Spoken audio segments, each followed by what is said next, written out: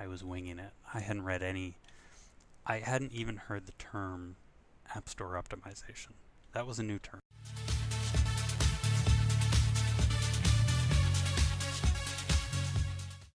Hey, what's up? It's DevPuppy here.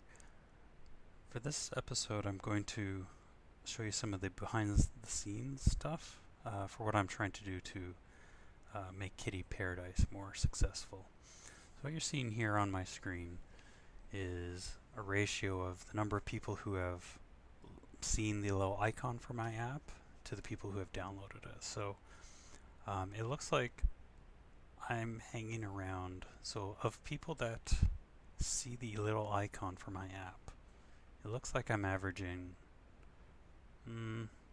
about 5% or so of people who actually click on the icon for it. You know, it's pretty good. I think I did run a Facebook advertising campaign, and the impressions to page view was 10%. So 10% of people who saw the Facebook ad actually click through to the product page. So I think I'm doing okay there, but where I'm really struggling is conversion rate. This is the number of people, a ratio of the number of people who have actually clicked on my product page and then downloaded it. Generally it's below 5%. And the median for games should be 5%. So some days I have hit that, but, well, actually just this day here, but the rest of them are all lower than that. So I have to get this number up if advertising is going to be effective. Because if I get 1,000 people to look at the page and only get, 10 downloads, that is an incredibly expensive 10 downloads. And I'd be lucky if one of those 10 people makes any money on the game, either by watching advertising or in-app purchases. So I found this site called StoreMaven, which has been really helpful. They have an optimization guide. 60% of visitors won't scroll past your first impression. So on the App Store, 60% of people will look at your game page and then decide just from that first impression whether to download your game or not. Very few actually go on to scroll through. So 50% of installers make their decision on the first impression only. You need to tell people what the game is about in under 3 seconds.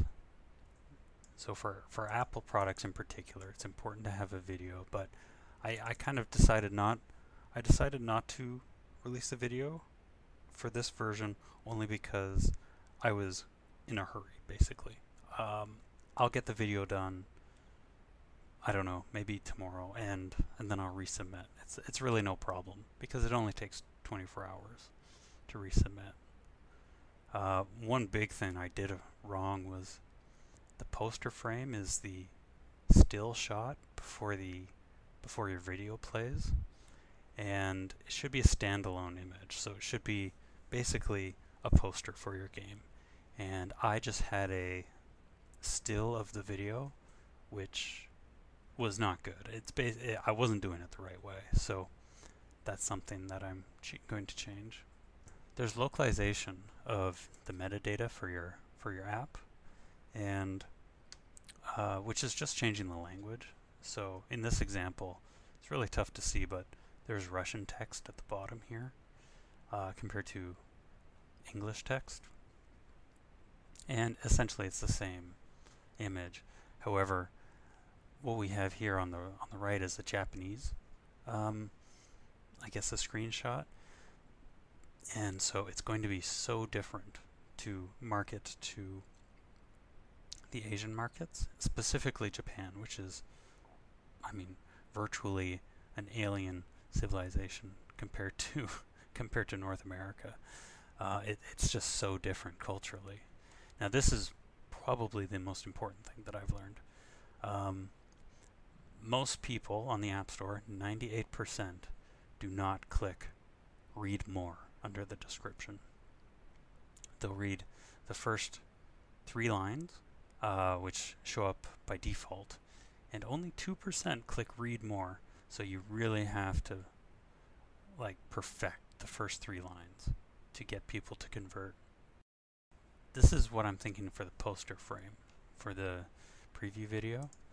You know, I designed it so that it can work both in Asia and in North America. So it has an English title, Kitty Paradise. But then this, these are called cow emojis, and that's KAO emojis, and they're basically using Japanese text to design little emojis. So I just have a cat with its paws up. Having all of the cats in one image is it. So with Japanese games, they love character collages, I have found. So almost all of popular games on the App Store in Japan tend to have character collages. So all of the characters on one page. So that's what I'm going for here. But it's also very, you know, sweet and nice for North American. So these were thrown together really quickly. I really didn't know what I was doing, to be honest. I was winging it. I hadn't even heard the term App Store optimization. That was a new term. There's this where I'm showing off the Instagram cats, but overall kind of plain looking. This one was a bit of an improvement. Anyway, yeah, these things don't work. I mean, I've shown all of the cats, but I've done so in one image. That can be doubled as a poster frame for the preview video. So I think it's going to be a massive improvement and will help conversion, because when people click on the page for my game, this will be the first image they see. So the screenshots, like these in-game screenshots, they're really bland. I mean, I tried to do something with the text here, but really I just failed. So anyway, it's much improved. So, and it's localized and culturalized. I did basically the desires of the cat, other than poop. I didn't do poop as a screenshot, but this is affection. So this is petting the cat. Make sure to pet your kittens. Much more fun concept behind the whole thing. There's hearts in the background, cool sunburst, and hearts for eyes on the cat. And this is the culturalized version. So you'll see it's a lot more going on. There's two sunbursts instead of one, and much larger text. And the text kind of overlays some of the things. So you can see it's over top of the cat here. A little smile for the cat to make him extra cartoony. So this is in Mandarin here. So this is Sleep and Water for Japan. You can see I've added some anime eyes for Belle here, which ended up looking really good. And again, some cow emojis here. This is a sleeping cat for energy. And this is just a cat with anime eyes. And I guess it's waving. The screen cap also doubles as a bit of an instruction for the different types of the water. Some of the feedback I've been getting is that people don't really know what the difference between the waters are. Half of the cats don't like the toilet water, for instance, so you will figure that out, but I'm using this as an opportunity to educate the user. So here's a Russian ad for the some of the toys. This basically says 3 types of toys and then exclamation mark. So that being the cat post, the laser, and the yarn ball. And these are brand new screenshots with some of the Instagram cats. And I'm making sure to include a cat, a large version of the cat in all of these. That's pretty typical on games in North America and Japan, actually, is to include one of the characters, a large version of them. Okay, here's a Japanese one for the food, some more anime eyes, and cow emojis. And I think this text is something like different food for different kitties. But yeah, brand new screenshot up here with the leaves, because it's fall here. And lots of stars and sparkles. Huge improvement, I think, over these images, which in comparison couldn't be more boring. But we will see. It's being reviewed right now. So the other thing I'd like to cover is the keywords. So half of App Store optimization is the screenshots and the video, and the other half is keyword optimization. So my previous strategy was to put single keywords, so AR, cat, cute, pet, virtual. So these are things where I rank super low in the rankings. So if you were to search AR, I would be the 1900th app that would show up. So there's obviously absolutely no way for somebody to find my game on the App Store by searching AR. So apparently for new apps like mine, it's much better to use phrases. So short phrases like AR game instead of AR, where hopefully you can rank higher on some of those. The keywords are a lot different now. So if we go to iTunes Connect, so these are all of the images lined up for the English store, have new keywords, and I've made sure that the promotional text, which will show up above the fold, so to speak. So in the app view, this is the text that will show above read more, which 98% of people will see. So really, what I've learned is this descriptive text, I mean, it almost doesn't matter. I mean, only 2% will see it apparently. So what I've really focused on is getting 2 or 3 lines, 2 or 3 powerful lines here, so that they'll show up. So I've made it so that the promotional text in all languages is just goes to 3 lines. So with the keywords, another thing I've learned with keyword optimization is making sure that you have some of the keywords in your title. So before, this was just called Kitty Paradise, and now it's called Kitty Paradise, AR Cat Care. So this is a way of kind of sneaking more keywords in, and these apparently rank higher. So for cat, for instance, on Sensor Tower, let's see here, cat, I'm ranked 5,000th. So the theory goes that, and there's some evidence behind this, that even though I'm ranked 5,000th for that search term on the App Store, I could be rated much higher after I've included it in the title.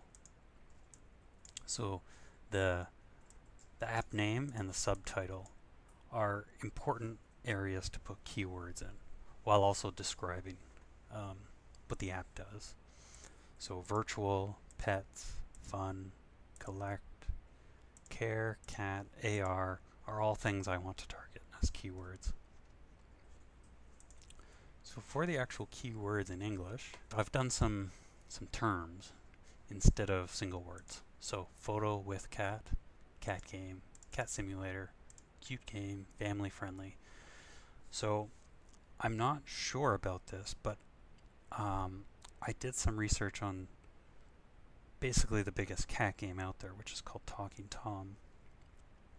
And the keywords that game uses, I got to take a peek at that through Sensor Tower, and I noticed that they don't have any spaces between the words, and that's just a way of maximizing the amount of key phrases you can put in there.